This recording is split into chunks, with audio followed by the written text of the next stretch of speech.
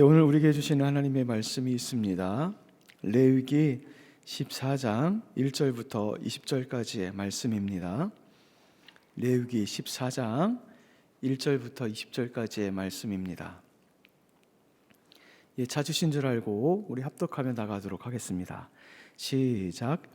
여호와께서 모세에게 말씀하여 이르시되 나병 환자가 전결하게 되는 날의 규례는 이러하니 곧 그 사람을 제사장에게로 데려갈 것이요 제사장은 진영에서 나가 진찰할지니 그 환자에게 있던 나병 환부가 나았으면 제사장은 그 정결함 받을 자를 위하여 명령하여 살아있는 정결한 새 2마리와 백향목과 홍색실과 우슬초를 가지고 제사장은 또 명령하여 그 새 하나는 흐르는 물 위 질그릇 안에서 잡게 하고 다른 새는 산채로 가져다가 백향목과 홍색실과 우슬초와 함께 가져다가 흐르는 물에서 잡은 새의 피를 찍어 정결한 자에게 7번 뿌려 정하다 하고 그 살아있는 새를 들에 놓을지니라 비며 정결함을 받은 자는 그의 옷을 빨고 모든 털을 밀고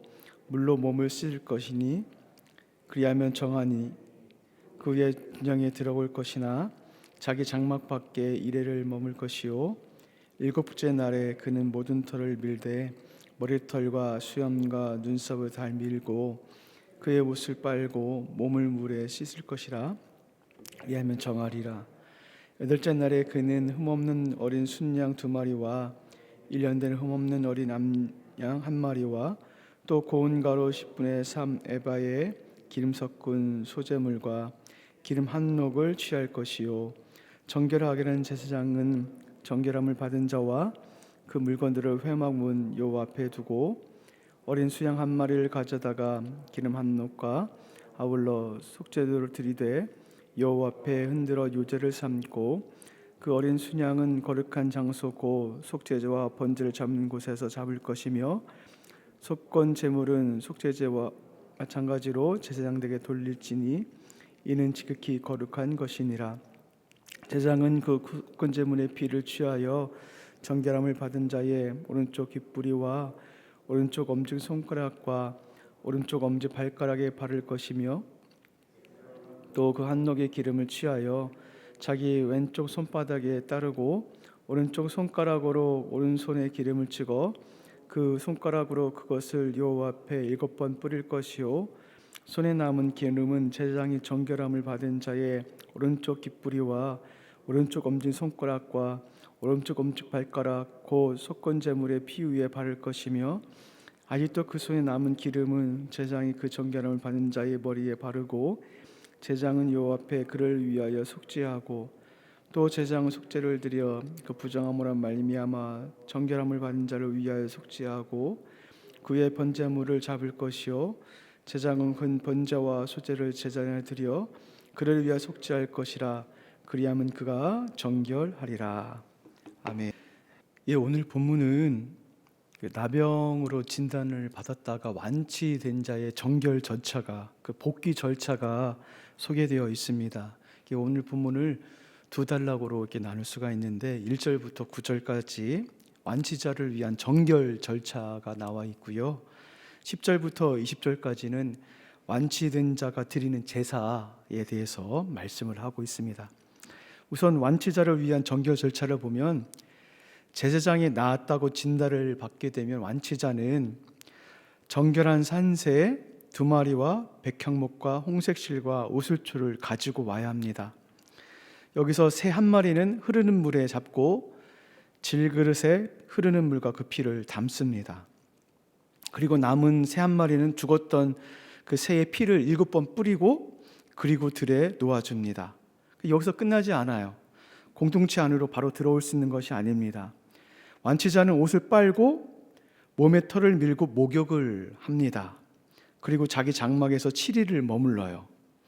그리고 7일째에 또 다시 몸에 있는 모든 털을 밀고 옷을 빨고 목욕을 합니다. 그래야 공동체 안으로 들어올 수가 있습니다. 이것이 정결 절차입니다. 근데 여기서 끝나는 것이 아니라 10절부터 20절까지는 완치된 자가 드리는 제사가 나오는데 8일째 되는 날 완치자는 흠없는 어린 양 2마리와 1년 된 흠없는 어린 암양 1마리와 고운 가루 10분의 3 에바, 이건 약 6.6리터 정도가 됩니다. 생수병으로 한 3병 정도 되는 것 같아요.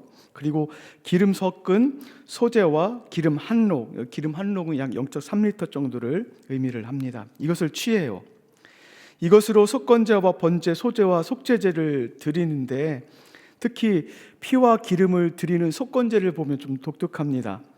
제사장은 어린 수양의 피를 정결자의 오른쪽 귓부리와 오른쪽 엄지 손가락, 오른쪽 엄지 발가락에 바릅니다.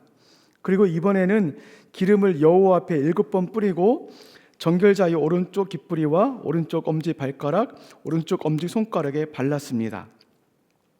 그뿐 아니라 그 후에 속죄제를 드리고 번제를 드리고 이렇게 함으로 여호와께 제사를 드리는 것을 보게 됩니다. 복귀하는 절차가 참 복잡하죠. 저도 지금 제가 이거를 쓰고 여러분들에게 읽어드렸기 때문에 지금 말씀을 드릴 수 있는 거지, 이것을 숙지하라면 참 어려운 것 같습니다. 저는 본문을 묵상하면서 참 복귀 절차가 참 복잡하다, 어렵다, 꼭 이렇게까지 해야 되는가? 여러분 어떻게 생각을 하십니까? 신약을 살고 있는 우리는 예수님께서 이것을 모든 것을 해결해 주셨기 때문에 참 복된 자인 것 같습니다. 그러면서 이 복귀하는 자의 입장에서 우리는 지금 복잡하다고 생각을 하고 있는데, 이 사람들은 진짜 이 정결 절차와 제사하는 그 절차가 복잡하다고 생각했을까? 이것을 어려워했을까? 여러분 어떻게 생각합니까? 저는 복귀하는 자들에 대한 이런 절차가 복귀자들의 입장에서는 그렇게 어렵게 생각하지 않았을 거라는 생각이 좀 들어봅니다. 왜냐하면 우선 나병으로 판정을 받은 사람이 어떤 대가를 지불하는지를 보면은 우리가 좀 이해를 할 수 있을 것 같습니다. 나병 환자로 판정을 되면은 진영 밖으로 쫓겨나가야 되고, 나병 환자들이 살고 있는 나병 환자들만 기거하는 그곳에서 거주를 해야 됩니다. 성경은 그곳이 어떤 곳인지에 대해서 언급하지 않고 있지만, 그것에 대해서 자세히 말씀하고 있지는 않지만, 아무튼 나병 환자의 진단을 받은 사람들은 그 진영 밖으로 나아가고 낯선 곳에서, 낯선 장소에서 낯선 사람들과 그리고 거기서만 생활을 하게 됩니다. 그들이 거기서 생활을 할 때 무슨 생각을 했을까요, 여러분? 낯선 장소, 낯선 사람, 낯선 이들과의 생활, 두려움과 공포와 염려, 걱정 등들이 있었지 않았을까요? 여러분, 만일 여러분들이 코로나에 걸려 정부에서 지정된 낯선 곳을 갔다고 생각을 해보십시오. 마음이 그렇게 썩 편하지는 않았을 것입니다. 지금이야 의료진들도 있고 먹을 것을 주니까 걱정이 없겠지만, 그럼에도 불구하고 불편한 것은 사실일 것입니다. 아마도 이들은 여러 가지 생각을 좀 했을 것 같습니다. 내가 좀 조심을 할 걸, 조심해서 이런 병에 걸리지 말 걸이라는 생각도 해봤을 것 같고, 하나님께서 왜 이런 질병을 나게 주시지? 라는 자기에 대한 죄책감, 뉘우침이 좀 있었을 것 같기도 하고, 그리고 가족에 대한 그리움도 있었을 것 같고, 공동체를 떨어져 나가야만 하는 그 수치스러움도 좀 있었을 것 같고, 특히 하나님으로부터 떨어져 나가야 되는 그 신앙적인 아픔도 아마 이들 가운데 매우 크지 않았을까라는 생각을 해봅니다. 아마도 이들은 나병이 치료될 때까지 이런 고통과 몸부림으로 하루하루를 보내면서 자신들에게 주어진 시간들을 가졌을 것 같습니다. 그런데 이들 가운데 기쁜 소식이 전해옵니다. 어떤 소식이냐면 병이 치유되는 것입니다. 병이 나아졌다는 소식입니다. 이때 그들이 얼마나 기뻤을까요? 그 기쁨은 아마 상상을 못했을 것 같습니다. 따라서 이들에게 주어진 복귀 절차가 아무리 복잡하고 아무리 시간이 많이 걸린다 하더라도 힘듦보다는 기쁨이 더 하지 않았을까? 이제 사랑하는 가족을 만난다는 것에 대한 정서적인 안정감도 찾았을 것이고, 이스라엘 공동체의 일원이 된다는 그 연대감도 들을 것이고, 하나님과 다시금 교제하며 하나님 안에 들어갈 수 있고 그 하나님과의 관계를 맺을 수 있다는 안도감과 그 정체성도 다시금 깨달았을 것 같습니다. 그러기에 이들에게 있어서 이 복귀 절차는 그렇게 힘든 것이 아니라 오히려 기쁨이었던 것 같습니다. 여러분, 지금 우리는 코로나 상황을 겪고 있습니다. 코로나라는 아픈 시간을 걸어가고 있죠. 참 답답합니다. 코로나 전처럼 활동을 하면 덜 답답할 텐데 그런 것들이 제약이 되었기 때문에 답답합니다. 아마 우리 성도님들께서도 매우 답답하실 것 같습니다. 그러므로 지금 바라는 것은 예전처럼 우리 모든 성도님들이 이 예배당을 가득 채워서 함께 힘을 다해서 하나님을 찬양하고 하나님을 예배하는 것을 그리면서 생각을 좀 하게 돼요.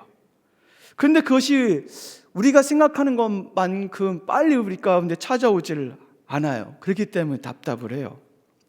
그러나 여러분, 이때 우리는 우리 자신을 좀 돌아보는 그런 시간인 것 같습니다. 코로나의 모든 상황이 낯설죠. 그 병과 증상과 치료법 어느 하나 복잡하지 않은 것이 없는 것 같습니다. 이런 상황 속에서 우리는 무엇을 이때 생각을 해야 될까요? 이런 불편함과 낯섦 속에서 하나님과 나와의 관계를 좀 더 살펴봐야 되지 않을까요? 나와 교회의 관계를 살펴보고, 나와 성도와의 관계를 살펴보고, 나와 우리 공동체 속에서 나는 누구이며 무엇을 하는 존재인지를 살펴봐야 되지 않을까 생각을 합니다. 이것을 위해서 하나님께서 우리에게 낯섦과 어려움을 주신 것 같습니다. 그러나 여러분, 이 시기는 곧 끝납니다. 그리고 이제 곧 우리 공동체 속에 성도들이 다 함께 모여서 예배를 하며 하나님을 찬양할 그날이 올 것입니다. 그날 한번 생각해 보십시오. 지금은 모이지도 못하고 모이는 것이 제한이 되고 답답하고 그 병에 대한 낯섦과 그 답답함이 있지만, 그날에 모든 것이 풀려서 이 예배당을 가득 채우면서 함성을 지르면서 하나님을 높이며 하나님을 찬양하는 그날 한번 생각을 해보십시오. 생각만 해도 기쁘지 않습니까? 그 감격과 기쁨은요, 이 코로나라는 상황이, 이 어려운 그 고난의 상황, 이 힘듦의 상황이 없으면 그 기쁨은 우리가 그것을 맛볼 수가 없습니다. 따라서 우리는 그날을 기다리면서 우리가 해야 될 것은 무엇이냐면 끊임없이 우리의 정체성이 무엇인가를 생각을 하셔야 될 것 같습니다. 우리의 정체성, 나는 누구인가? 나에게서 남산의 공동체는 어떤 공동체이고 이 교회 가운데 나는 어떤 존재인가? 내가 지금 하나님 앞에 바로 서 있는 관계인가? 온전한 관계인가? 그리고 나는 지금 이 시점 가운데서 무엇을 해야 되는가를 한번 계속해서 끊임없이 이 시기에 생각을 해봐야 될 것 같습니다. 이 생각과 묵상으로 오늘 우리에게 주어진 날들을 승리하며 그리고 이기며 나가시는 남산의 모든 공동체 여러분 되길 주님의 이름으로 축원을 드립니다.